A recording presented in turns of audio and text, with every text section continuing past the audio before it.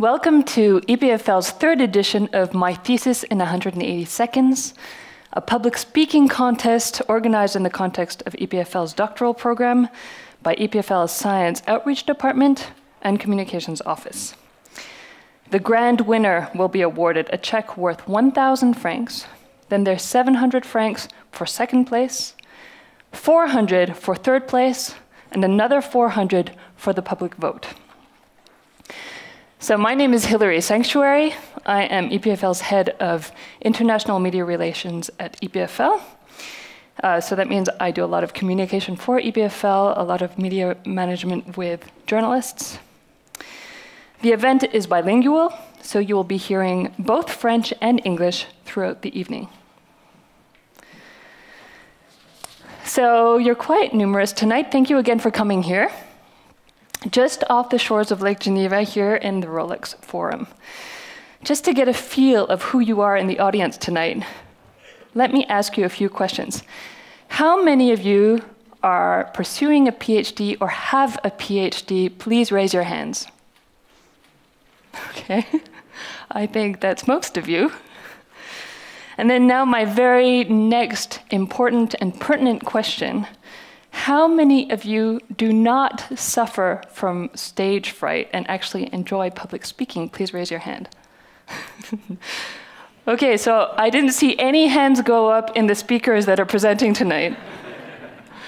And hardly any in the public, although there are quite a few professors, so that's quite surprising given the fact that you have to actually lecture.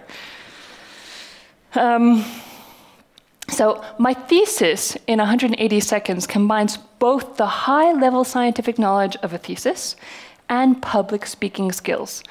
The challenge is to present the thesis with intelligence, eloquence, and because it's much like a performance, just the right dose of humor or wit.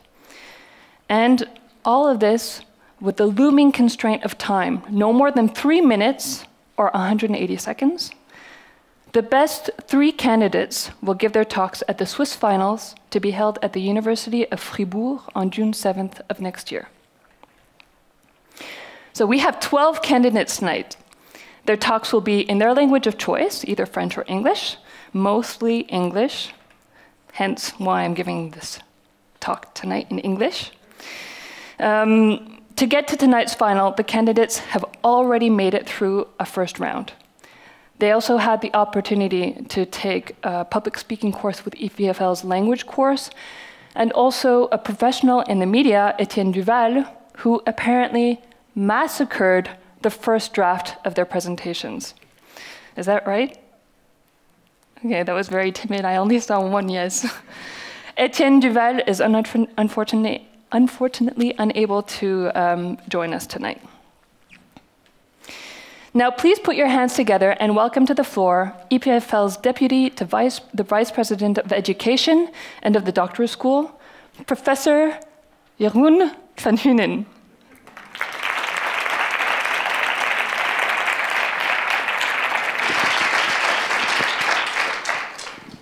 Thank you. So I'm actually, did I pronounce your name correctly? Very well. Okay. Very well. And I'm not used to that, in fact, at EPFL. Thank you for the coaching prior to that.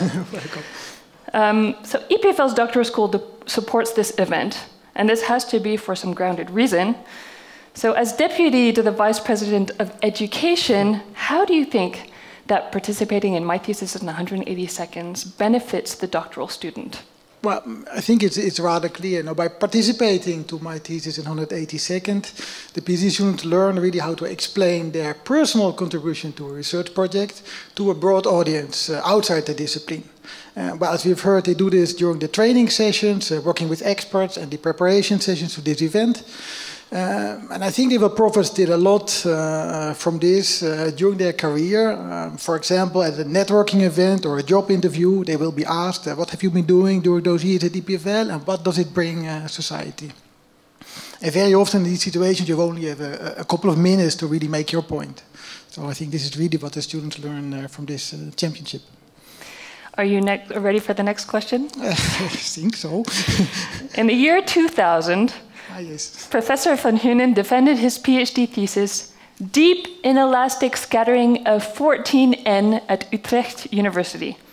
I'm assuming that the N is the title, is actually the title for nitrogen? Yes, correct. Okay, so please indulge us. What can you tell us about your thesis? And since you're a professor, you have 60 seconds. That's a tough question. No? It's done in 2000, so I God, is someone timing here? Already. So there were no my thesis 180 seconds championship at the time. So I'm certainly not as brilliant as the candidates of today, but I can give it a try. So I did the research work with a large accelerator, a particle accelerator at the 6 kilometer long. It's called HERA at the DAISY laboratory in Hamburg. The title, as you mentioned, is Deep Inelastic Scattering of 14 Nitrogen. There are three main players in this thesis. There's the nitrogen nucleus, there are the nucleons, the protons and neutrons in this nucleus, and there are the quarks and gluons in these nucleons.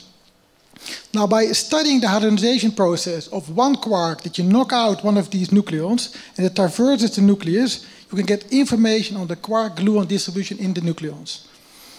And what is the scientific relevance of this, or what does it bring to society?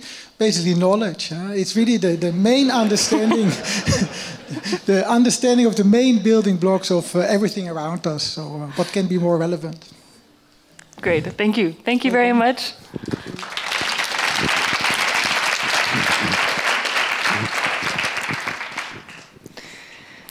Now, EPFL's involvement in my thesis in 180 seconds receives the support of the Chambre vaudoise du commerce et de l'industrie.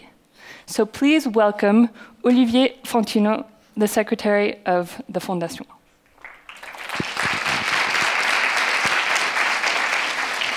So before I actually step out, Olivier asked me to get the timer ready because he would like to do his presentation in exactly 180 seconds. He is cheating, however, because he'll have, as you notice, some notes. Bonsoir, mesdames, messieurs.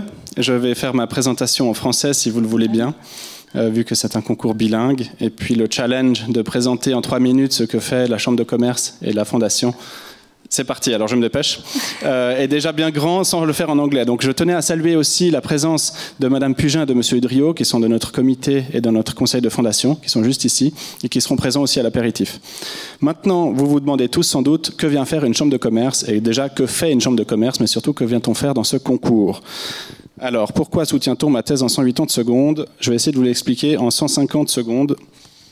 La CVCI, donc, c'est une organisation économique qui a des membres, et ces membres sont des entreprises. Nous avons 3300 entreprises membres dans le canton de Vaud, ce qui représente 1/3 des emplois environ. On a pour but de favoriser la prospérité et l'emploi dans le canton par différentes manières. La première, c'est des actions politiques en relation avec les autorités dans le cadre de campagnes de votation. C'est peut-être la partie qui vous intéresse le moins, donc je passe tout de suite à la suite. Les prestations en matière de création d'entreprise et les prestations aux entreprises. On m'a posé la question tout à l'heure, est-ce qu'on offre des prestations pour la création d'entreprise ? Alors, on offre du conseil et on permet aux gens qui souhaitent, comme peut-être certains d'entre vous, de bénéficier de ces conseils. On leur permet 1 heure de conseil et ensuite, on oriente les gens vers les bonnes institutions. Je signale aussi que mon collègue Julien Gué est ici dans le jury et il est secrétaire général de la FIT, la Fondation pour l'innovation technologique, qui, elle, soutient justement la création de start-up. Donc, n'hésitez pas, il sera aussi ici à l'apéritif. On a une autre partie de nos prestations, c'est donc tout ce qui touche à la formation et aux événements. Et dans ce cadre-là, on organise pas mal d'événements à la Chambre de commerce pour favoriser le networking. Mais on organise aussi, on soutient des événements comme celui-ci de ce soir dans le cadre de notre fondation. Et donc notre fondation, disons, a différents types de soutien. On soutient des événements dans la formation. On soutient des actions dans le domaine de l'insertion professionnelle pour les personnes en difficulté. Et puis, on vise de manière générale à améliorer le développement de l'économie. Maintenant, on fait aussi une autre chose qui va vous intéresser beaucoup plus sans doute, c'est les prêts d'études. Donc, pour les étudiants qui ne peuvent pas avoir de bourse ou pour qui la bourse est insuffisante, parce que vous savez que l'action publique est régie par des lois qui sont strictes. On ne peut pas avoir de bourse et travailler en même temps. Donc du coup, nous, on offre des soutiens à des gens qui souhaitent, par exemple, faire des études et travailler. Donc n'hésitez pas à venir nous voir si vous êtes dans cette situation. Vous n'avez peut-être pas obtenu de bourse et vous avez un projet qui en vaut la peine, que vous souhaiteriez faire une formation pour y arriver. Venez nous le présenter et puis on verra si on peut vous soutenir. 2 secondes pour conclure. Je vais dépasser le temps. Pourquoi on soutient ma thèse en 180 secondes? Évidemment, c'est essentiel pour des doctorants comme les candidats de pouvoir présenter leurs recherches et leurs travaux très complexes en 3 minutes à un employeur potentiel, de savoir transmettre ses connaissances et puis de pouvoir partager ses connaissances. C'est enrichissant, je pense. Je l'espère, en tout cas, ça le sera pour vous. Ça l'a été pour moi dans les éditions précédentes et je me réjouis beaucoup de vous entendre. D'un point de vue purement économique, ce sera ma dernière conclusion. Le partage des connaissances est une manière ludique et gratuite de créer de la valeur, de s'enrichir et de stimuler l'innovation. Alors n'hésitez pas, stimulons-nous, innovons, et je me réjouis de vous entendre ce soir. Merci beaucoup. Thank you, Olivier.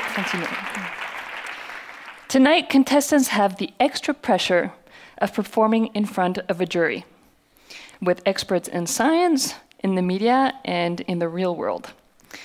The jury members are, and if you could stand up just to, or wave your hand just to present yourself, Assistant Professor Anne-Clémence Corminboeuf, President of the jury, and she's also of the Computational Molecular Design Laboratory.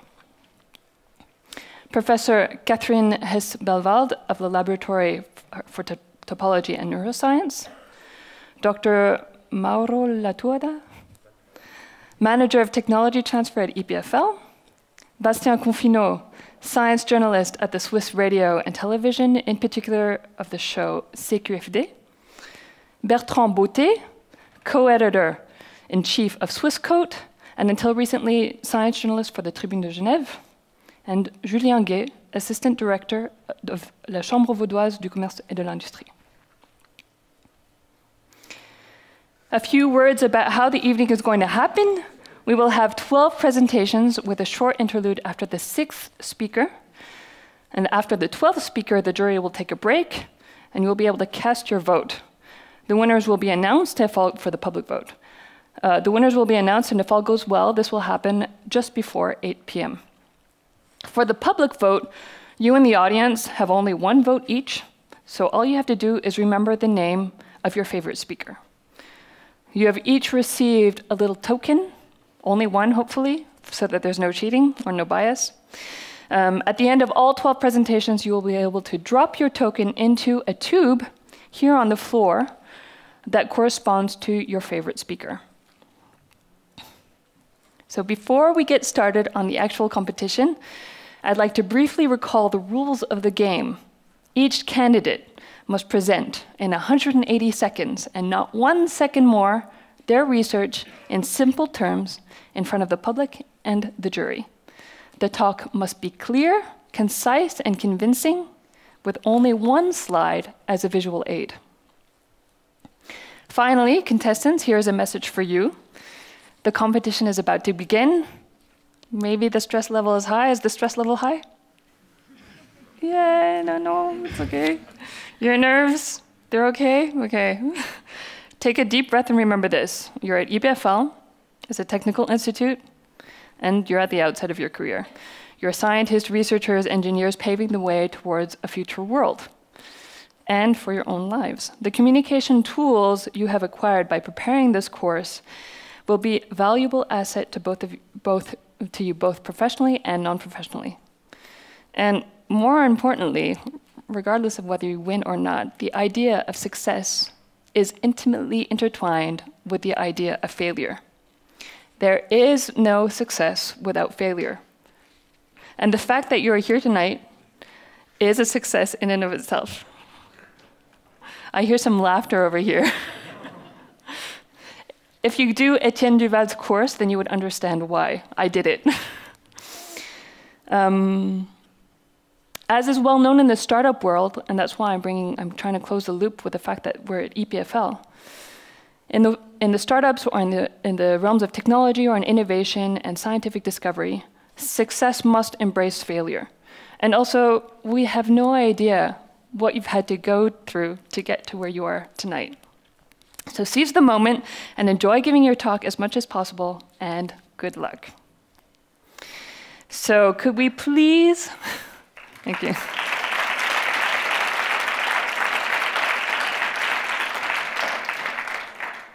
We'll have our first speaker.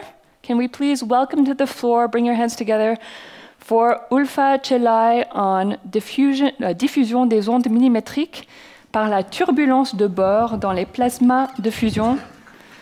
She's in physique des plasmas de base, and she is followed by the Professor Ivo Fourneau.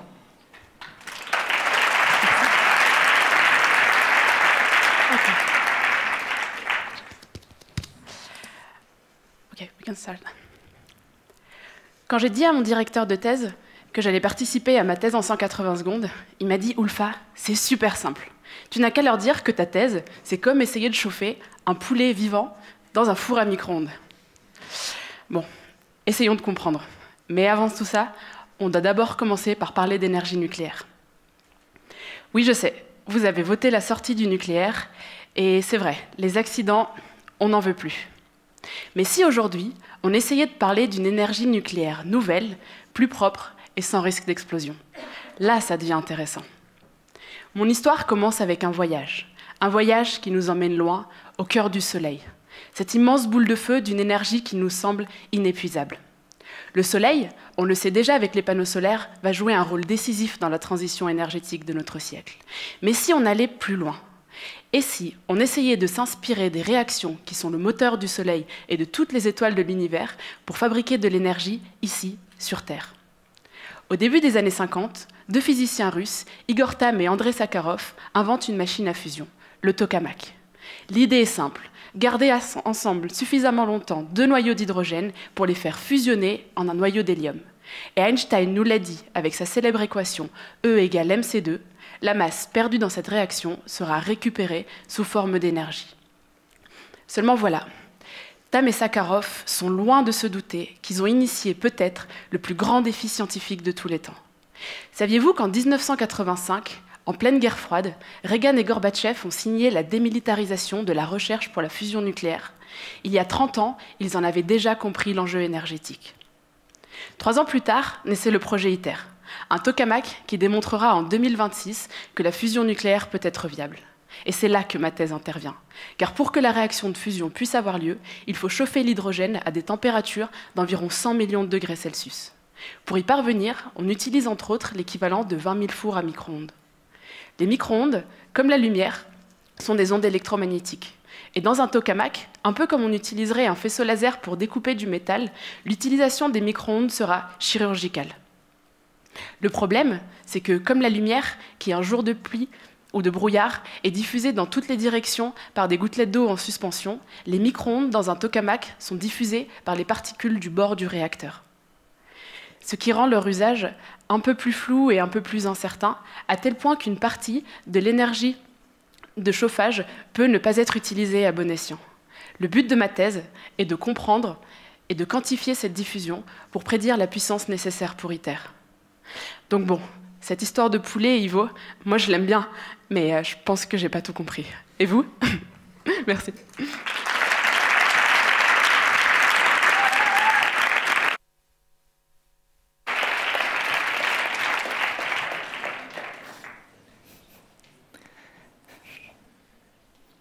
Thank you, Ulfa, for this first talk.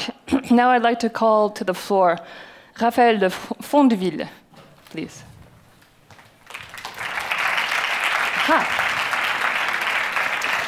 So Raphaël is going to give his talk on statistical modeling of extreme windstorms.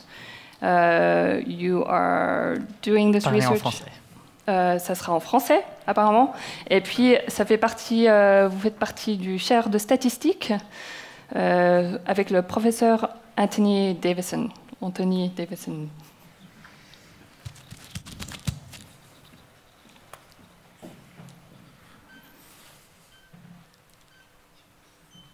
La planète a une mémoire, et en extrayant certaines statistiques, on peut tenter de comprendre l'influence du réchauffement climatique. Mais comment appréhender cette si gigantesque source d'informations afin d'expliquer un phénomène si complexe? Heureusement, pour les cyclones, C'est presque comme du tennis. Je vous explique.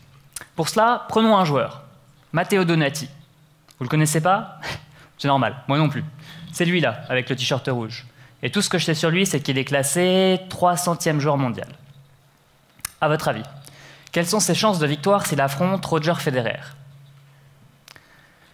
Soyons clairs, faible. Mais pas nul pour autant.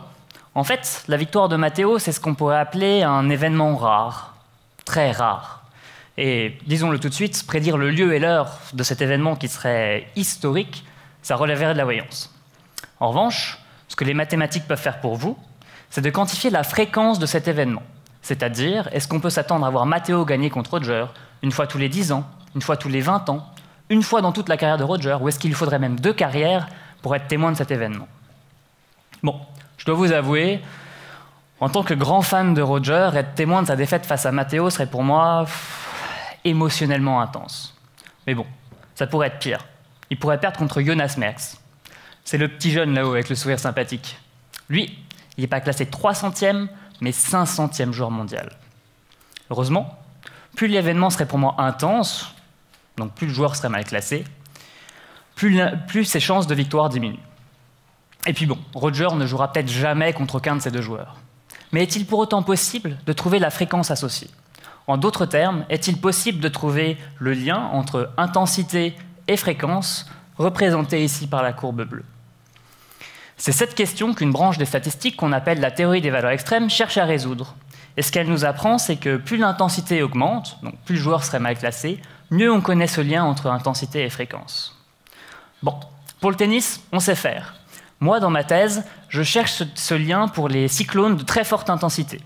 En fait, j'extrais cette relation d'une gigantesque base de données disponible sur l'ensemble du globe afin d'estimer l'intensité, et donc les potentiels dommages de cyclones comme on peut s'attendre à voir une fois tous les 20 ans, une fois tous les 50 ans, voire même une fois tous les 100 ans.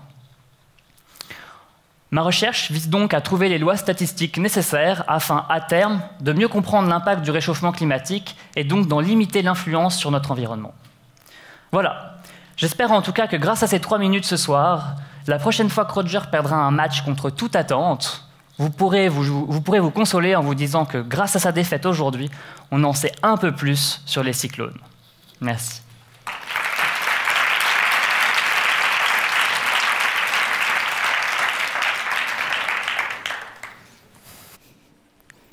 Thank you, Raphaël de Fonteville. Now we're going to go for the third speaker tonight. Séverin Steli, please come to the floor. Thank you. So your research is entitled Challenge Environmental Impact of Hydropower. You work in the Laboratory of Hydraulic Constructions with the Professor Anton Schleiss, and you'll be giving your talk in English. Exactly.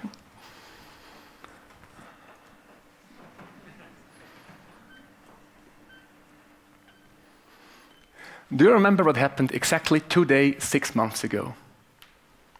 The Swiss people, they said, yes, we can. And they said, yes, we can to the Energy Strategy 2050. But what is it about again?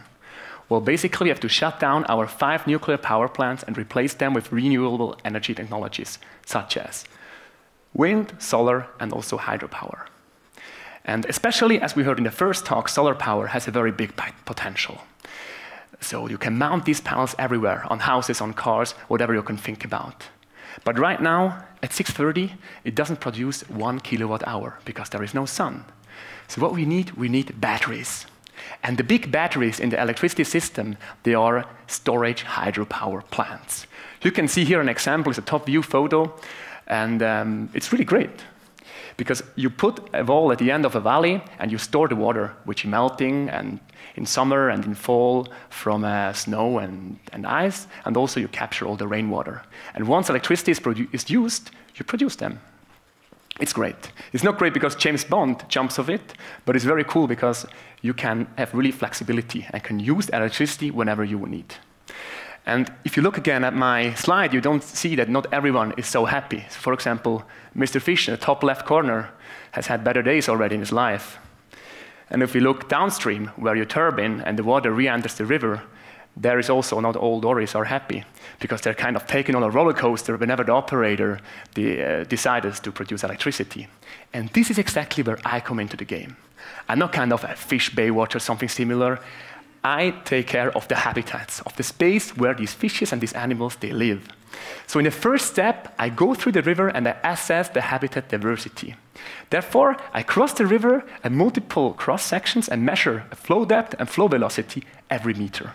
This allows me to classify the river and to put it into, to see how wide is the habitat diversity or how low it is. In the second step, I use numerical models of these rivers to model future scenarios and implement restoration measures. Once we see that it's working well, we work very closely with cantonal and national authorities as well with hydropower producers. And we implement these changes into the field. Maybe you've seen our TV spot in September last year. There was a big thing at the Sarin River. So with these promising results, really hope that we can help the Energy Strategy 2050 to become a success. And until then, I will not make America great again, but hopefully I will make all the fishes happy again. Thank you very much for your attention.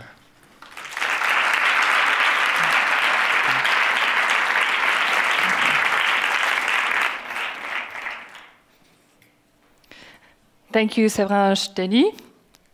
Now we're going to welcome our fourth speaker tonight, Bahar Haqiqat. Am I saying it correctly? Yeah, that's correct. Please give her a welcome. So the thesis title is Design, Modeling, and Control Methodologies for Self-Assembling Floating Miniature Robotic Systems. She's in the Distributed Intelligent Systems and Algorithms Lab with Professor Alchiero Martinoli. And the talk will be in English.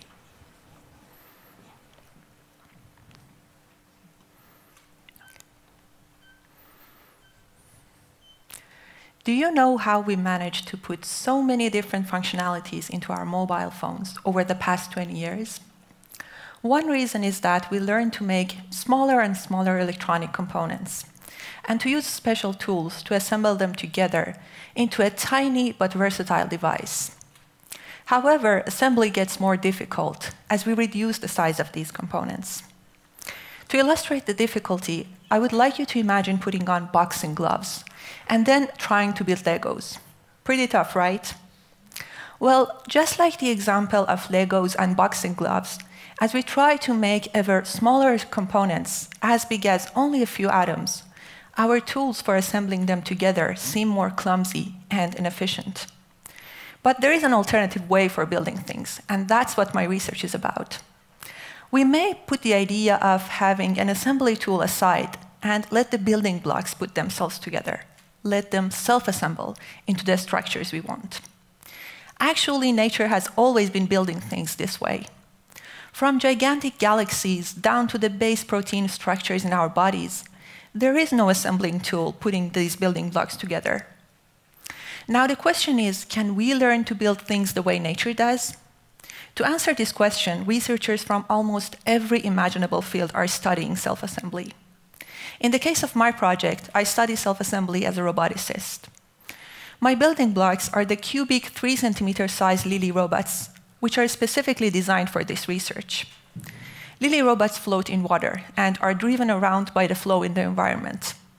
The robots have magnetic connectors, which they also use for communicating to one another. Self-assembly of the Lily robots can be controlled by two means. First, by tuning the flow moving the robots around, and second, by tuning the behaviors of the robots, where each behavior defines how an individual lily makes a decision about joining a growing structure of other lilies. It is through these individual decisions and also numerous interactions that the robots manage to self-assemble. In my experiments, I study the effects of different environmental flows and robot behaviors and try to understand how we can precisely control the self-assembly process in order to build our specific desired structures. So about 3 minutes ago, you probably had never heard about self-assembly. But now you know that it is our ultimate hope for building super small structures, simply by letting things build themselves. Thank you.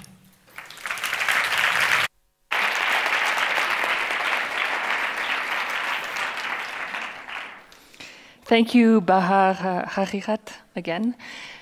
Now let's welcome the fifth speaker to the floor.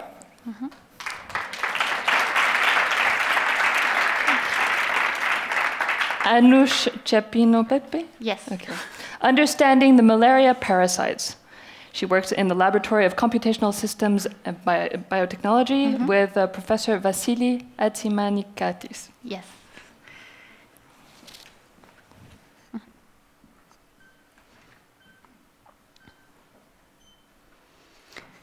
Doors. Multiple doors. Multiple outcomes. To cross or not to cross? Is that the question? Maybe the question is, what door should we take to end up in the best place? Life is complex and full of alternatives, alternatives that determine to be or not to be alive. In my PhD, I study malaria. Malaria is an infectious disease that puts at risk half of the world population and kills 500,000 people every year. Malaria is caused by Plasmodium parasites, parasites that are transmitted by mosquitoes, parasites that show a high flexibility to adapt to alternative host conditions. There are now more and more parasites that present resistance against the currently used anti-malarial drugs. So how can we efficiently target malaria? I want to understand the metabolism of the malaria parasites and how it changes to adapt to the alternative host conditions. To do this, I developed metabolic models and performed computational analysis of metabolism. Metabolic models contain information on how the cell transforms the nutrients into the energy and molecules required for growth. In my computational analysis, I study all alternative metabolic states and identify essential elements in metabolism that allow survival of the parasites, like, for instance, what are the nutrients that the parasites need to take from the host cells. But how does my research differ from what other people have done before? Well, it is the first time that such computational analyses are being done on the malaria parasites. My hypotheses are driving the experiments, and our collaborators now know what to look for and how to target it more efficiently. This is a so-called combined experimental and computational strategy. With our approach, we are being able to better understand the biology of the malaria parasites, how they adapt to the alternative host conditions, and ultimately, we'll be able to identify novel and more efficient anti-malarial drugs. So, no matter what door the malaria parasites will take, we will be waiting behind all of them. Thank you.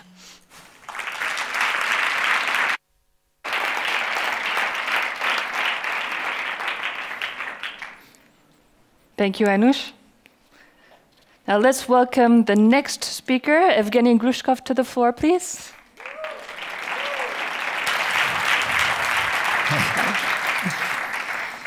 So your thesis is entitled Fluorescent Nanodiamonds as Quantum Biomolecular Probes for Live Cell Imaging and Sensing. He works in the Laboratory of Nanoscale Biology with the Professor Alexandra Radenovic. Exactly. And the talk will be in English. Yes.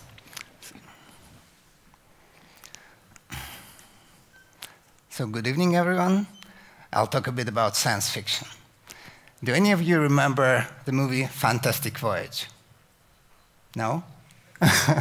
Well, I'm not surprised. It's actually a movie from the 60s, and most of you were probably not even born back then. Neither was I, but I'll quickly tell you the story. So there is this very important scientist who unfortunately is dying, and the doctors try to save him at any cost. So what they do, they build a tiny, tiny medical submarine, launch it inside his body, where it finds and successfully repairs the damage. Total science fiction, right? Well, you'd be pretty surprised by how close we got to implementing it in real life. My tiny submarines are called nanodiamonds. Basically, they are very, very small diamonds. And that's not because my lab can't afford bigger diamonds. It's because nanodiamonds can actually enter inside the smallest building blocks of our bodies, inside cells. So what's the first thing you would like to have in a submarine? Some form of communication with the outside world, right? Turns out we can communicate with nanodiamonds using light. When I shine green laser light onto my nanodiamonds, they report back to me by sending red light. This process is called fluorescence. Why is it possible? I'm sure you've seen natural diamonds. They are rarely colorless, and that's because they contain certain defects in their structure, called color centers. These color centers are what makes my nanodiamonds so powerful. Not only they provide us means of communication, but also serve as sensors for our tiny submarines. Through changes in fluorescence, we can see what's happening directly inside cells. And moreover, it turns out we can measure some hot stuff. Nanodiamonds can be used to measure temperature. So they're basically very, very tiny, sensitive thermometers. We can use this feature to explore various biological processes inside cells and see if they're healthy or not. Even more, as any good submarine, nanodiamonds can also carry some very special cargo with them. This cargo is very small, but very important. It's drug molecules. So when an unhealthy cell is detected, nanodiamonds can supply medication. And of course, we can track them and see if the delivery was successful or not, just like in Fantastic Voyage. But you have to excuse me now. To make science fiction come true, there's still much work to be done. So I thank you for your attention, and I have to go back to the lab.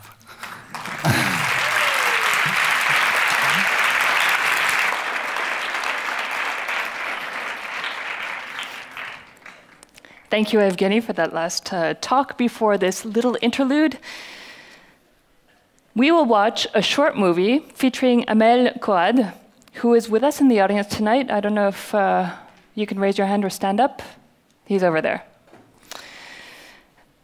Amel came in third at last year's EPFL finals, came in second at the Swiss finals, so he qualified to participate at the international final, which took place in Liège in Belgium a few months ago, last September. So please enjoy the movie.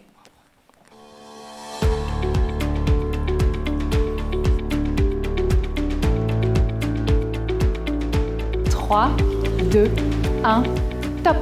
Est-ce que ça vous est déjà arrivé de casser la vitre de votre téléphone portable?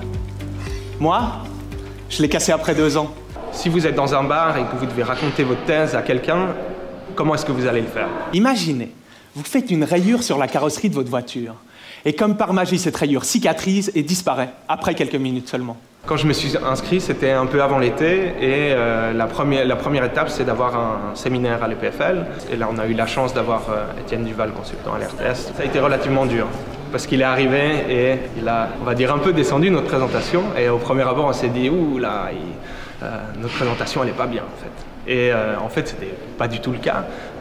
Mais il voulait juste nous confronter au fait de se dire, repensez votre présentation autrement. Si les gens, on les a déjà perdus après les 10 premières secondes, c'est fini. Je pense que le plus important, et on l'a entendu avec beaucoup de présentations, c'était de se dire ok, lui, je me rappelle de ça dans sa présentation. Par exemple, la mienne, il y a beaucoup de gens qui m'ont dit ah oui, t'es celui qui va réparer notre vélo ou notre navette. C'est les matériaux que tu utilises. Ce concours, il est vraiment formidable parce qu'il nous apporte tout un panel de choses vraiment diverses. Le stress, il est tel pendant la soirée que, par exemple, à la finale EPFL et à la finale suisse, je me rappelle presque plus de rien. Et c'est là que j'interviens, en procédant comme sur l'être humain, en créant un matériau intelligent. Quand on a la chance d'arriver là jusqu'à la finale internationale, on a découvert pas mal de monde, une culture vraiment grande, même si on est tous des pays francophones ou francophiles, c'est aussi une expérience de vie assez incroyable que d'être là sur ces 3 jours. Au final, ça nous fait voir notre thèse autrement, parce qu'on est tout le temps en focus pendant 4 ans sur le même sujet, sur les mêmes termes scientifiques, et même si c'est que 3 minutes, on y a réfléchi quand même des heures et des heures derrière, et donc ça nous apporte aussi à voir la thèse autrement. Eh bien moi, j'en suis persuadé, c'est aussi la technologie qui s'inspire de l'homme. Merci. Merci, bravo.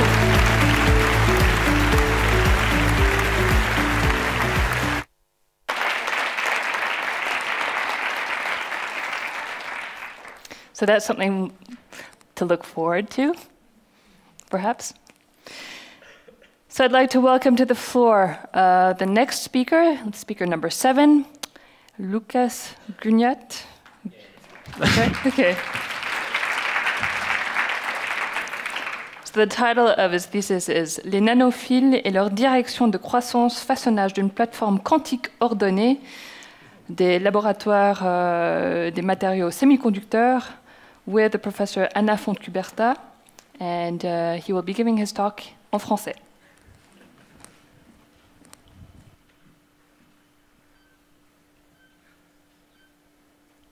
Vous connaissez le mythe de David et de Goliath.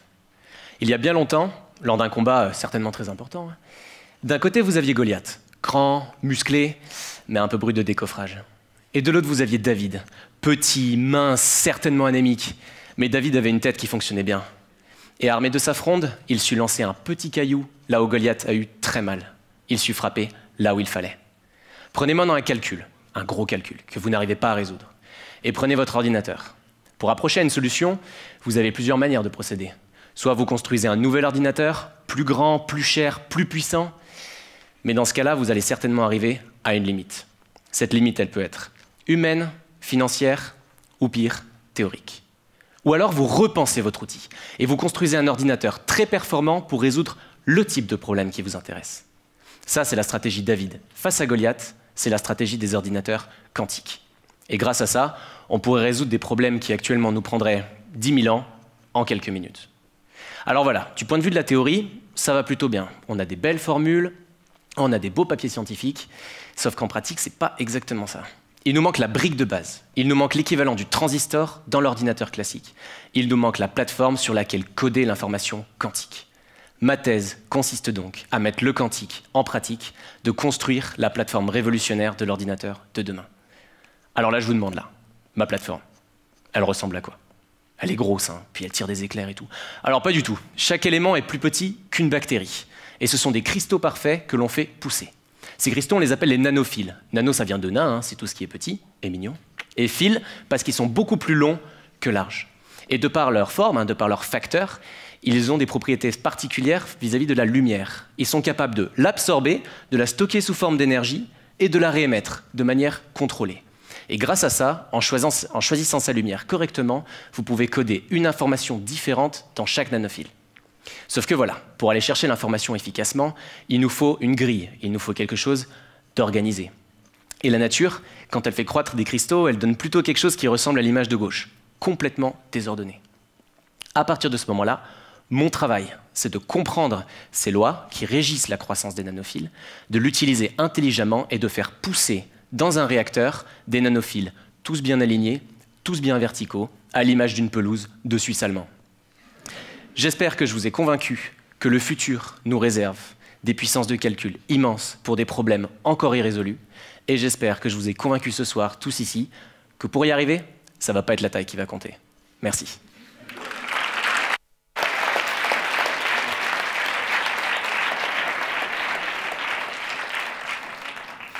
Merci, Lucas. Now let's welcome to the floor speaker number 8. Is it Thomas Jusselm? Is that how you pronounce it? Yeah. Please come to the floor.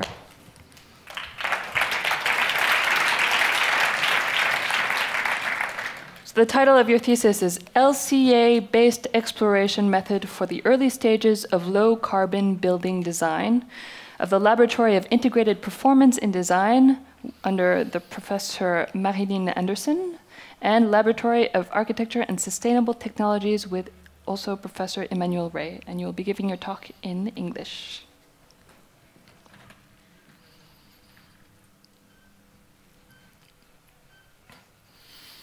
Hi. Did you know that the built environment buildings are responsible of 1/3 of the world carbon emissions? This is where I come in, to make sure buildings are green since the earliest beginning of their design process. Ever since I was a child, I have wanted to make the world a better place. And take a look to this drawing. It's from my daughter. It seems to be a family issue, right? So let me use this drawing as a case study later. Regarding green buildings, what we know so far is that, first of all, we have to consider the environmental impact of a building over its entire lifetime. Let me use an example. Over decades, we believed that the more you insulate a building, the lower its energy consumption was. But in fact, it doesn't work like this. Because if you consider the manufacturing process of the insulation itself, then you consume a lot of energy. So if you use too much insulation, you increase the energy consumption and you decrease the savings. My second point is that we have to perform environmental assessment as early as possible into the design process, because it is much more difficult to change a project later once the construction has already started. So if we come back to the case study, what should I answer to my daughter if she asked me to judge about the sustainability of these buildings with only this level of detail? Well, I don't know. Do you have double or triple glazing? Well, she will start to cry because she doesn't know at all.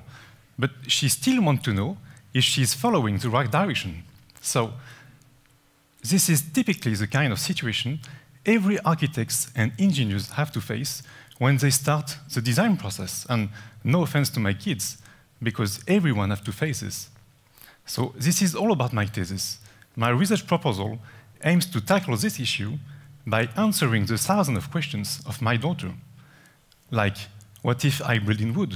What if I increase the size of the windows? What if I use photovoltaic panels? So I develop a new method, a new workflow that picks up the project as it is and that calculates the environmental impact of thousands of variants. And by exploring these variants, then you understand which are the design options you have to choose if you want to make your project greener. I already demonstrated the potential of the method, build the first prototype, and I still have 2 years to make it usable by architects, engineers, maybe by yourself if you want to build your own house, and most of all, by my daughter. Thanks a lot for your attention.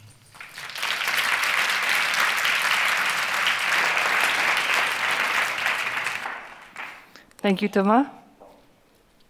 I'd like to welcome to the floor now the 9th speaker, Marie Shamsadine. Yes.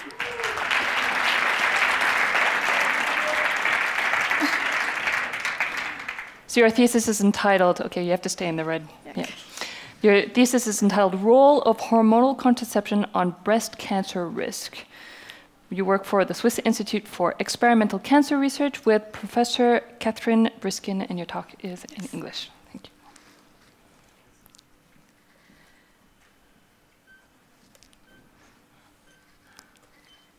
This picture might remind many of you the famous scene of the movie Matrix, when Neo had to choose between 2 blue and red pills. This is almost the situation I have during my PhD. However, I'm not comparing 2 pills, but several different pills, birth control pills.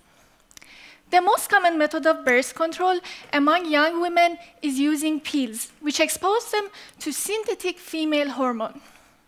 Just in past 50 years, several generations of pills, including more than 10 types of hormone under more than 200 commercial brands, have been developed not only to have efficient birth control, but also to have less side effects, like acne or thrombosis.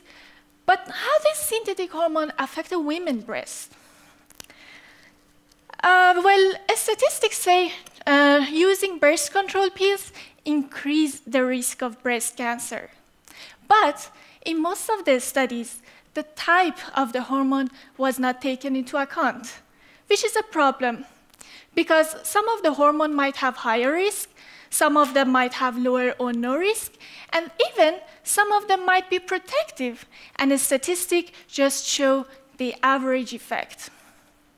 During my PhD, I'm trying to find how different synthetic hormones affect a woman's breast through different biological mechanisms, or possibly transform a normal cell to a cancer cell. So first, I need a piece of normal or healthy breast tissue. Probably you're thinking, where can I get this material? Luckily, there are some women who are interested in reducing their breast size due to backache, neckache, or other discomfort. This surgically removed tissue is a valuable material for my research. First, I obtain the cells from the breast tissue. Then, using a novel technique, I implant them into the milk duct of the experimental animal. In this new environment, human breast cells feel like they're home and can grow. Then I give them different synthetic hormone and monitor if this hormone may cause abnormal cell growth as it happens during cancer. And more importantly, using biological method, I can test how this hormone affected different genes of the human breast cells, which might have a role in development of cancer. So I hope my research finally helped women to have the best choice of birth control pills. Thanks.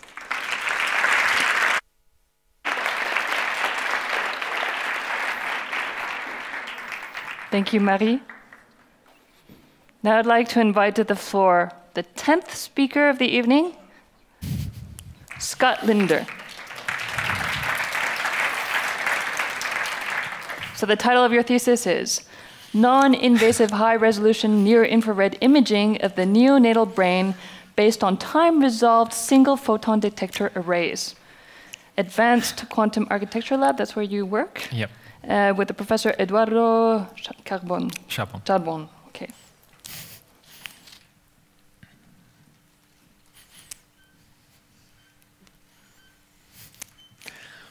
When I was younger, a camera used to be something that your parents would take out on birthdays or on holiday, or maybe to capture a child's first time behind the wheel of a car. If you think back 20 years, could you imagine that each one of us would now have a high-resolution camera in our pockets every day? I couldn't. And what I also couldn't imagine is that I would have a part to play in the next camera revolution. I'm an electrical engineer, and I design what are called time-of-flight cameras.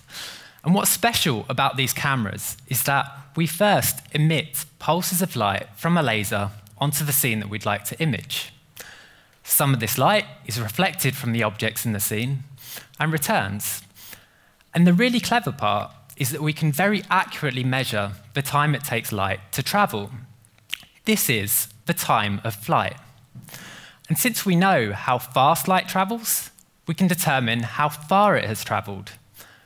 The revolution is that we can make a 3D picture of what's in front of the camera. And I think one of the most interesting things about these cameras is that we can use them to take a very different kind of baby picture. Every day, around 40,000 babies worldwide are born prematurely. This means they're at high risk of having a lack of oxygen in the brain. At the moment, there is no safe, reliable, repeatable way to determine the levels of oxygen in the baby's brain. As a result, many of these babies face lifelong disability and, in the worst cases, death. I'm working to solve this problem in collaboration with my colleagues at University Hospital Zurich. We use a laser to emit very short pulses of completely safe light into the baby's brain. The light travels around inside, and then some of it exits, where its time of flight is measured by our camera. And since we know how light travels through the different substances in the baby's brain, we can make a computer reconstruction of what's inside. We hope to provide doctors with a 3D image of the oxygen in the baby's brain so that they can apply a treatment and improve the outcome for these babies. Despite the blonde hair, the child imagining he's driving a car is me. Like most of you, I was born without this condition. I've had the chance to grow up and to chase my dreams.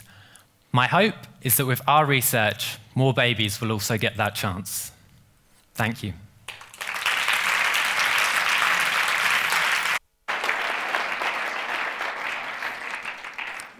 Thank you, Scott. Now I'd like to welcome to the floor the 11th speaker, Johan Boya. Johan? What?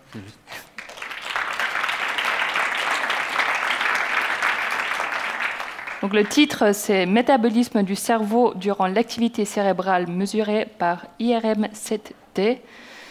Vous travaillez pour le laboratoire Lennartz-Janté d'imagerie fonctionnelle et métabolique de professeur Rolf Grüter.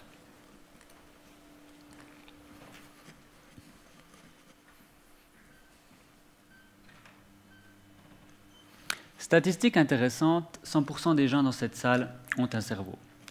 Statistique également intéressante mais néanmoins malheureuse, un pourcentage quasiment similaire de ces personnes auront ou ont dans leur entourage des connaissances souffrant d'une maladie touchant le cerveau, telles que Alzheimer, Parkinson, la schizophrénie ou la dépression. Afin de mieux comprendre, diagnostiquer et potentiellement pouvoir guérir ces maladies, il est primordial de pouvoir mesurer l'activité cérébrale de façon très précise chez l'humain. Pour cela, le top du top, ce serait de mettre tout plein de petits électrodes au centre de la tête et de mesurer directement l'activité électrique des neurones. Le problème, c'est que c'est très invasif et je doute que vous seriez très motivé à participer à ce genre d'études. Une autre façon de faire, c'est d'utiliser un IRM. Et oui, avec un IRM classique, nous pouvons mesurer l'activité cérébrale chez l'humain de façon non invasive. Comment ça se passe? On demande à une personne d'entrer dans le scanner IRM et, par exemple, toutes les 5 secondes, de bouger les doigts comme ceci. Le scientifique, derrière son ordinateur, après quelques analyses, verra un joli cerveau avec une région qui s'illumine en rouge. Il en déduira que les neurones à l'intérieur de cette région sont responsables de ce mouvement. Mais le problème, c'est que ce n'est pas exactement l'activité des neurones que l'on mesure, mais c'est une conséquence de celle-ci. En effet, les neurones sont comme nous. Si on va courir toute la journée, on aura besoin de plus d'énergie et donc de plus de nourriture que si on n'avait rien fait. Les neurones, c'est pareil. Lorsqu'ils augmentent leur activité, ils dépensent plus d'énergie et donc ils ont besoin de plus de nutriments. Et qui va apporter ces nutriments? Eh bien, c'est le sang. C'est le sang qui va changer son débit de façon très locale, là où les neurones sont activés, pour apporter plus ou moins de nutriments. Et c'est ça que l'on mesure avec l'IRM, c'est le changement de flux sanguin. En général, on dit que lorsque l'activité des neurones augmente, le flux sanguin augmente aussi. Mais le problème, c'est que parfois, l'activité des neurones diminue et le flux sanguin augmente, ou vice-versa. Donc le lien entre les deux n'est pas toujours le même et n'est pas très clair. Et c'est là que j'interviens. Le but de ma thèse est de justement d'étudier ce lien. Pour cela, qu'est-ce que je fais? J'utilise également un IRM où je mesure aussi les changements de flux sanguin, mais en plus de cela, je mesure autre chose.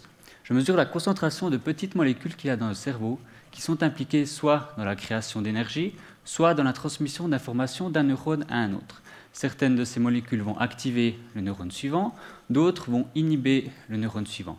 Ainsi, j'arrive à savoir si on a une activité excitatrice ou inhibitrice.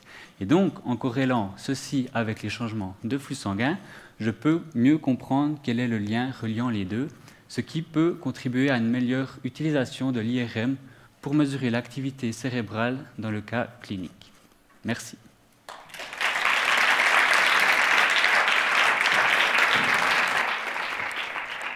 Merci, Johan.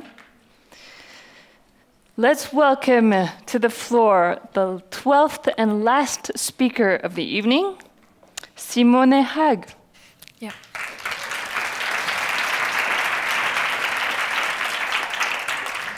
So the title of her thesis is Small Molecule Screens Against Innate Immune Signaling Pathways.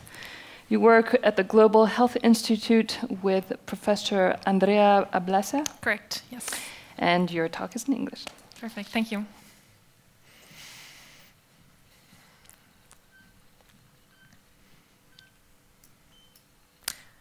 Did someone ever break into your house? Well, I do hope not. You might protect your home simply by locking the door when you leave, or you may have installed even a proper alarm system to protect your house from the bad guys. Our human body has developed over thousands of years its own very complex alarm system to protect us from the bad guys, such as viruses, bacteria, or fungi. You can imagine this alarm system as a set of tiny little sensors which are spread through all our body.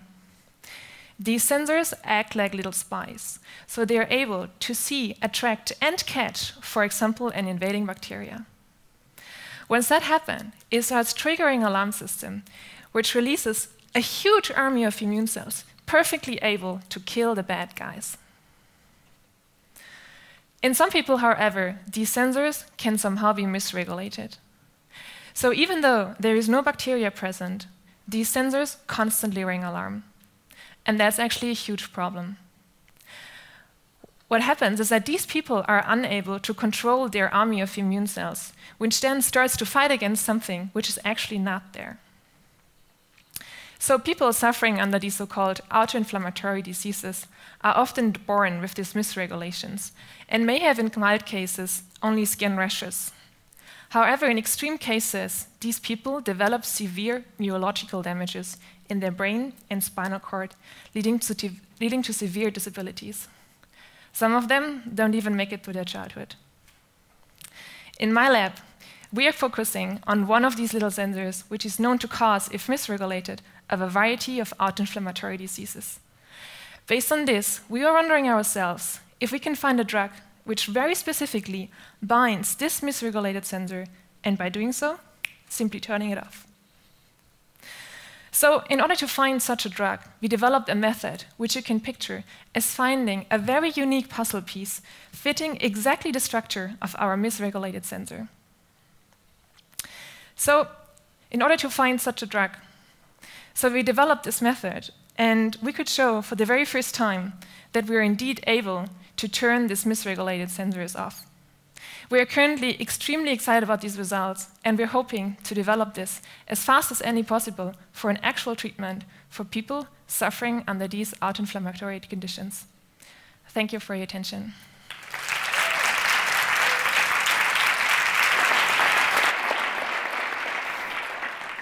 Thank you, Simone. So that was the last talk.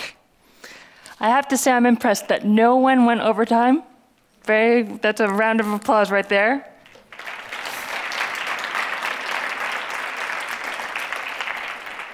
I also very much enjoyed watching the speakers as they were talking, because I was like, wow, they're so into it, and then all of a sudden, they'd look over at the timer. So, very good. The jury is going to retire elsewhere now to deliberate, or here, I'm not sure. And now's your chance to cast your public vote with a token. We will resume in about 15-20 minutes, so that's at about, let's say, 7:30. Before we announce tonight's winners, we will first hand out awards worth 200 francs to the first round winners. So please welcome Jury President Clémence Corminboeuf and the Vaud Chamber of Commerce Secretary Olivier Fontino to the floor. They're already here to hand out the awards. Thanks. So for the selection of the 20th of October, please welcome Evgeny Glushkov.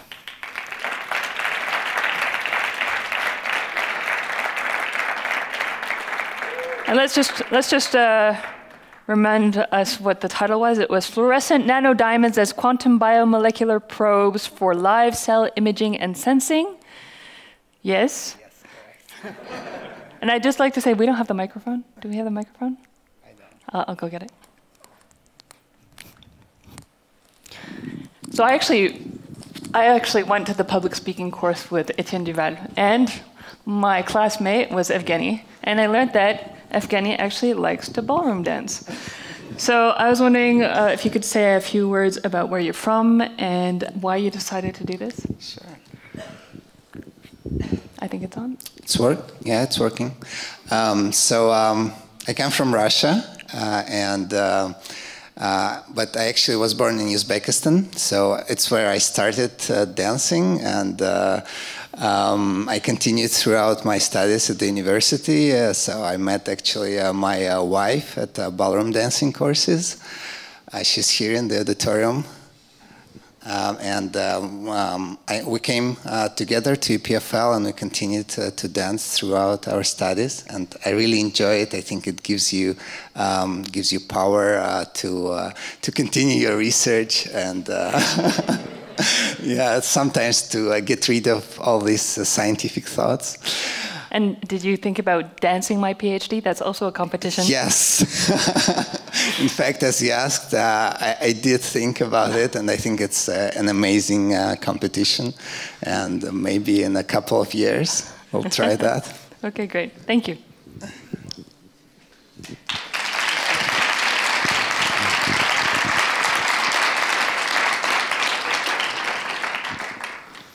On the 26th of October, the selection chose Sanguinis de Caricera Paola.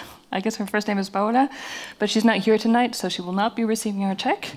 And then on the 31st of October, the winner went to Luca Gugna. So could you please come?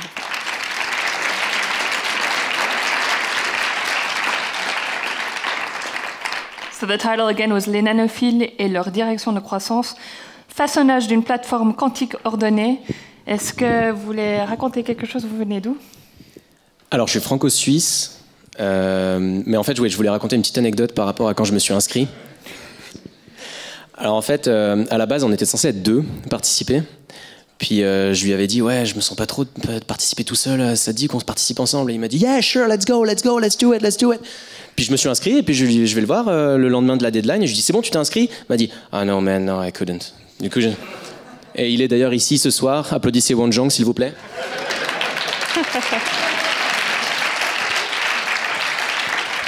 Voilà, c'est tout. Bravo. Merci. And now we're going to go for the EPFL winners of tonight, the selection of the jury of my thesis in 180 seconds. So, are you ready? Drum roll. Da-da-da. Yes, laughter. You're roaring with laughter. I can hear it. Third place winner will bring home a check worth 400 francs. And I've unfortunately have misplaced the document, but if I remember correctly, it is Bahar Harihat.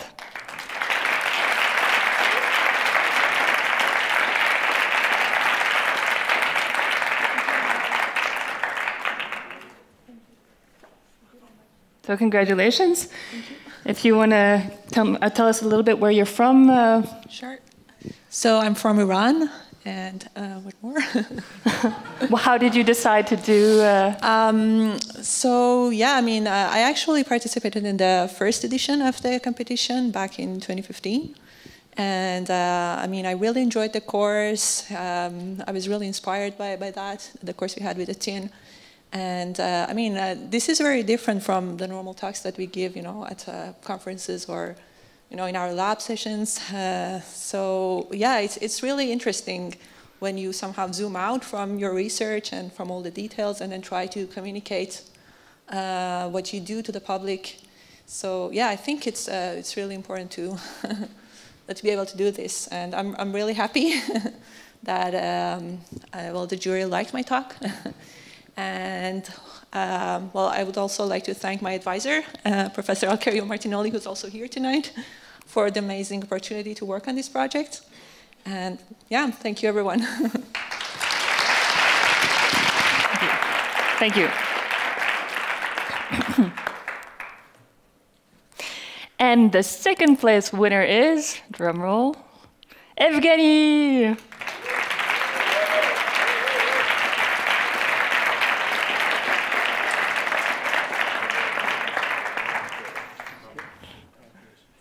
So where are you from? No, I'm joking. Okay, is there anything else you want to add? Sure. I mean, you can't miss this opportunity, right? No, I really enjoyed taking the course with you and the coaching of Etienne. I think it was very, very valuable because I had to rewrite the script completely.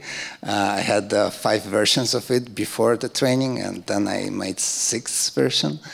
And I guess it was much better, and you appreciated it, and that's my biggest reward. Thank you.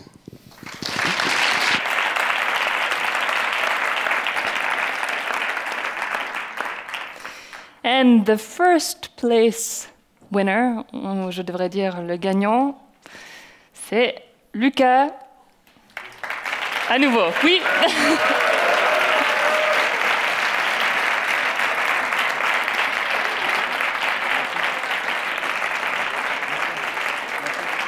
Pour un chèque... Ouais, non, pardon, non. Alors c'est pour un chèque de 1000 francs, en plus du 400 du vote... maintenant je me... Les 200 de l'autre chèque. Donc ça fait combien en tout? 1600. Ouais, bravo. Ok. Oui, je voulais juste remercier tous les gens qui m'ont supporté, qui ont supporté mes dizaines d'essais à la maison, au travail. Voilà, je tenais à remercier ma petite amie aussi qui m'a beaucoup aidé, mes parents et surtout aussi ma prof. Et voilà, c'est tout. Bravo.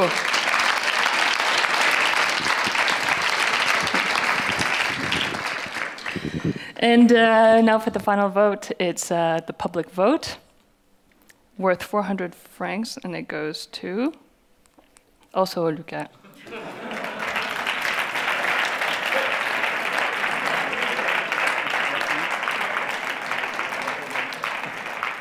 Anything more to add? In English this time. Non, en français, ça va. Okay, so I can try. Thank you.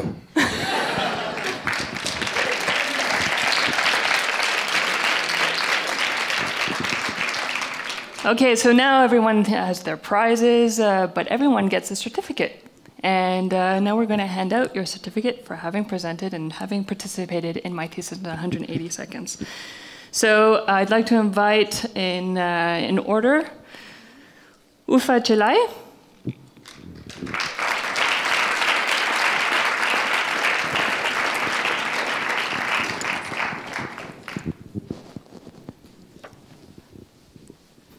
Raphaël de Fonteville. Actually, no. Ulfa, can you stay on? Yes. We're going to do a group photo afterwards. Raphaël de Fonteville. Séverin Steli.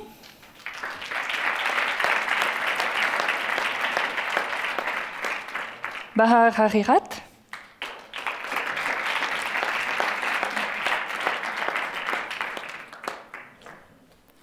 Anoush Japino Pepe. Evgeny Glushkov.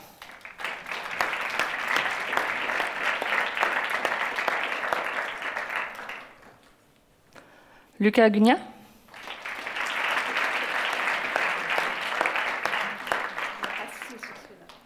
Thomas Yusselm.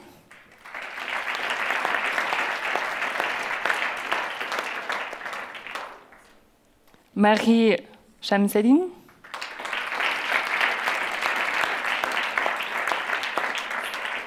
Scott Lindner.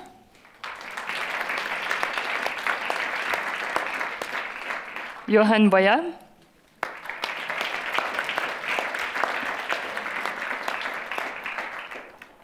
Simone Haag.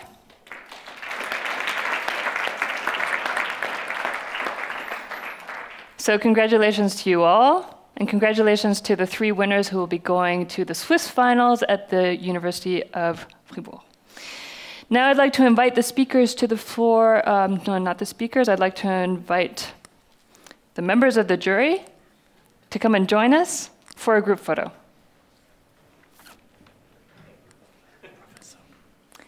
Oh, and also Professor Jeroen van Hunen.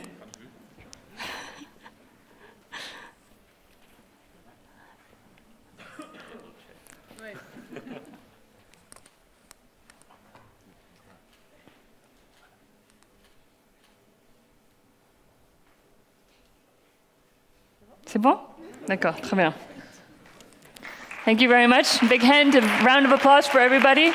And return you to your seats. Now, before closing off the evening, on behalf of the My Thesis in 180 Second organizers, I'd like to thank all of you for coming. This event would not have been possible without the support of all of you, and with special thanks to the members of the jury tonight and of the first round. So please, a round of applause.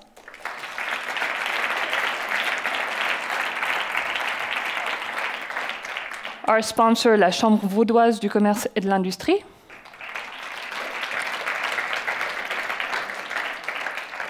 EPFL's doctoral school, its directors and thesis supervisors. EPFL's training services, the Language Center, and coaches for their training in public speaking. and the sound and event technicians who made sure that everything ran smoothly tonight. So thank you very much. And for those of you who received an invitation, please join us in the back for an apéritif. And thank you again for coming and have a nice evening.